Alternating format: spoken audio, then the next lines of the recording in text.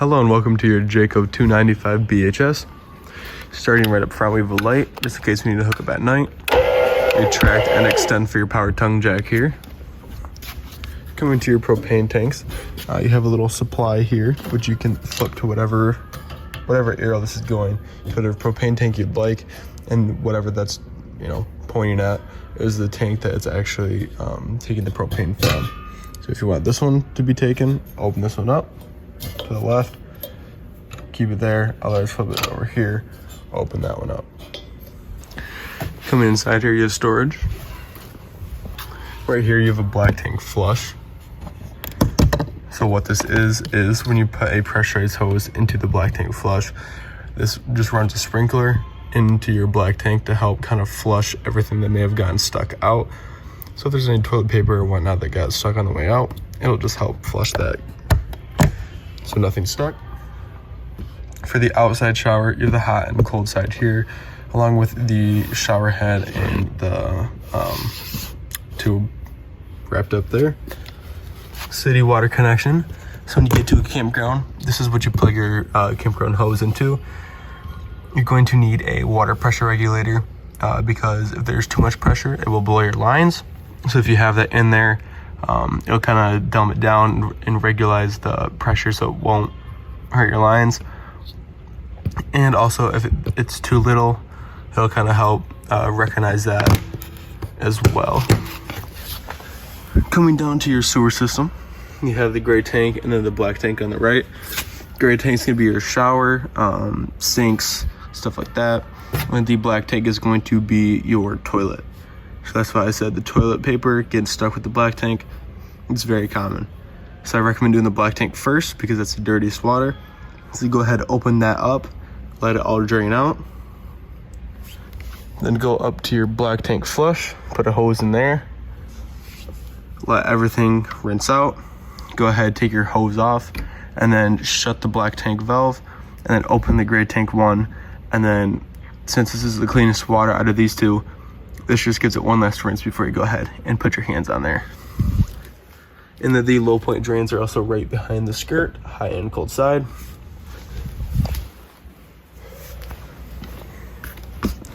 Cable, TV, satellite input right here. It is backup camera prepped, so if you do purchase a backup camera, unscrew those 4 plates, insert the camera there. It comes up with a little tablet, which will then go into your cigarette lighter. Once it's in your cigarette lighter, go ahead and turn your running lights on. With those on, this camera will then feed to that tablet right up front. These are camp power or your shore power here. This is going to be your water heater. So here's your cap. You want to put it over the spout like this and tighten it down really good. I'm just kind of putting it on there just so you know what it looks like. Once that's all plugged up, go ahead on the inside and turn on the hot side of your faucet. It's going to sit there and sputter for a little bit. Once it has a steady flow, go ahead and then you can turn the hot water heater on whenever you want. All that sputtering is just the air getting completely pushed out of your tank. And then, like I said, once you have a steady flow, go ahead and you can turn this on. Water does get stagnant after a few days, so to empty it, make sure you release all the pressure with this pressure release valve. You'll hear it hiss. Once it's done hissing, go ahead, take your wrench, socket, whatever it is, pull this off, and then all the water will then just start to drain out of that spout. And to make it go faster, just make sure this is up like this, and it'll just completely pour out.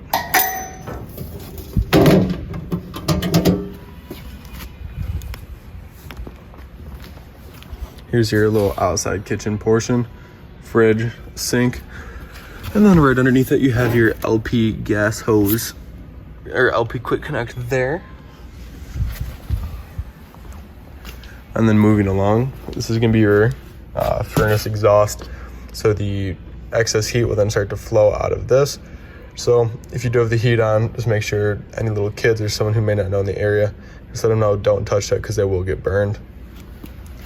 Coming just below it, these little green caps indicate that your tires are filled with nitrogen. You are able to fill it with regular air. It doesn't inflate or deflate with temperature change. Moving over to your fresh tank or your fresh water fill. Going along with this, this is just a big tank inside your camper. So if you do go to the middle of nowhere and you want to go camping, you need running water, go ahead, fill this up beforehand. And once you get to your destination, you can turn on the water pump, and that water pump will take this water and push it through your lines. So you do have running water. Let's say you have excess heat or excess water afterwards. Go ahead and empty it with this right here. Open that little piece up, and then all that water will then start to drain out of your fresh tank. If you do decide to put a TV here, here's your satellite cable, and here's your 110 outlets. And then for your stairs, make sure your door is completely open. Otherwise, this piece will then scrape the side of your door. Lift up like that. Make sure this white piece is behind the frame so it won't move. To adjust the legs, go ahead, press that in, and then you can move these up or down. To take it out, go ahead, pull that blue tab here, grab the handle, and then lower it down. You do want to make sure it's completely flush with this metal piece, because if it's not, it is too high, it'll rip off the furry part along with the rubber seal right behind it.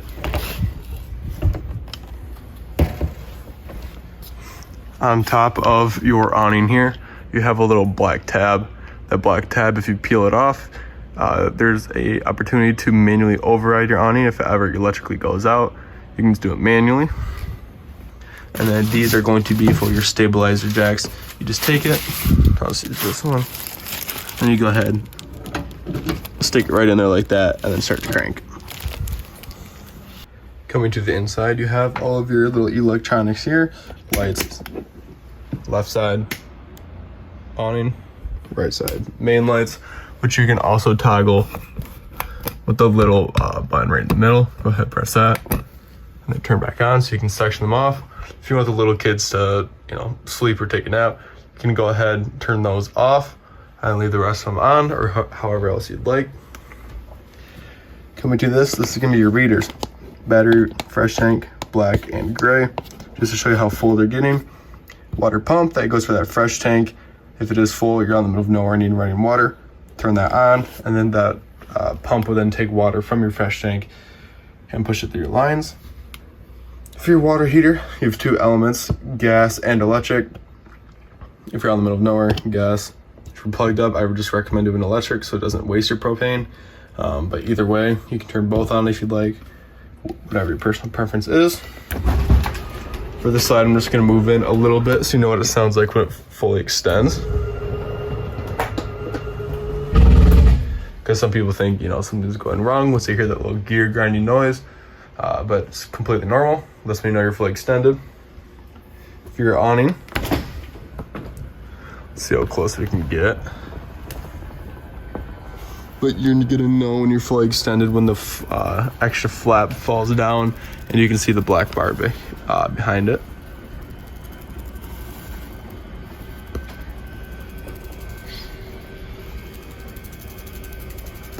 All right, I can get close, but I can't fully extend it. But to pitch it for the rain, go ahead and grab right here, pull down, this will bend at the elbow, and then all the rain will then start to fall off this way. Once you're done, go ahead, push it right back up, and you're good to go and reel it back in.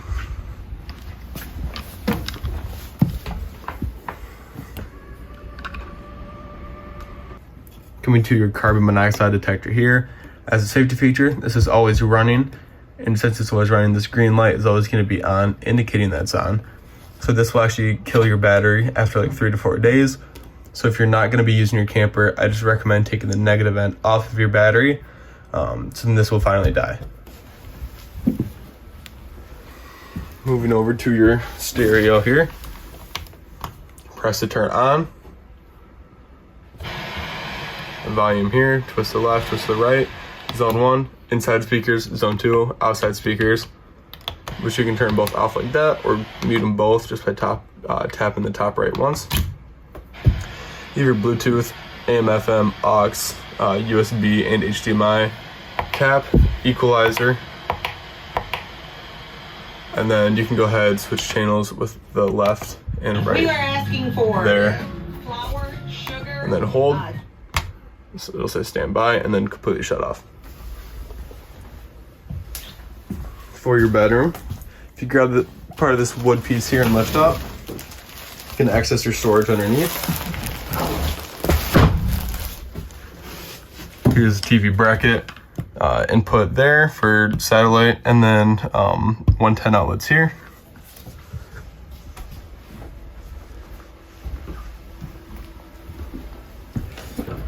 For your stove top and your oven, lights controlled there, but you just click, turn in, the gas won't start to go, and you ignite by turning this to the right. There's no gas in here at the moment, so that's why it's not lighting.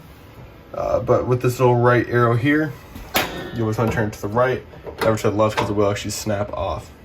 Then it goes for all three. You press, turn, ignite, and then they'll ignite. For the oven, I do recommend running these three for a little bit, just to get the gas purged through the system, and then go ahead, press, turn to the pilot, and then sit there and spark until you see a tiny little flame up here in the back, which I'll show you where it is by the little spark. You can see it moving right back there. It'll definitely take more than a couple tries just for the first time to get it going, and then eventually it'll start to light pretty easy once that gas is purged. Coming to your breakers and your fuses. It's all labeled just like a house, and then right here on the right side, I do recommend bringing extra fuses just in case. You can pick them up at any auto parts stores like an AutoZone or whatnot. For your fridge, hold to turn on,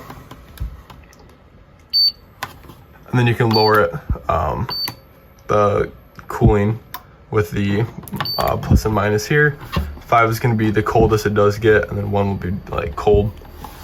This indicates what part of the fridge you're indicating. So this will be the refrigerator part, freezer part, and then the quiet mode, it just makes your fridge quieter. Once again, lights to turn off, and then curtains there.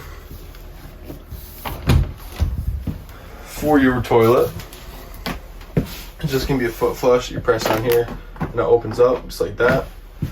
What you are going to need for your toilet is RV grade toilet paper and toilet solution. The solution will help break down solids and smells, and then the toilet paper will help kind of break down easier so it doesn't end up clogging your systems. And then for the fan up top, it's just a twist to close and open, and then to turn on, little switch there.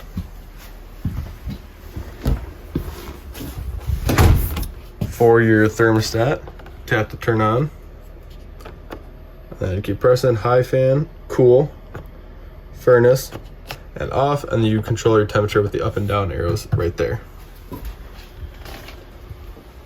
And then for your AC, when it's on, if you want it to just dump out here, open this up, all the air will then flow. If you want it spread throughout your paper, go ahead, shut that, then it'll start to go through the vents. For your jackknife, pick up and kind of pull out. Your bed will then fold, and to put it back, you just lift up, give it a little bit of pressure going in, and it'll go right back to normal.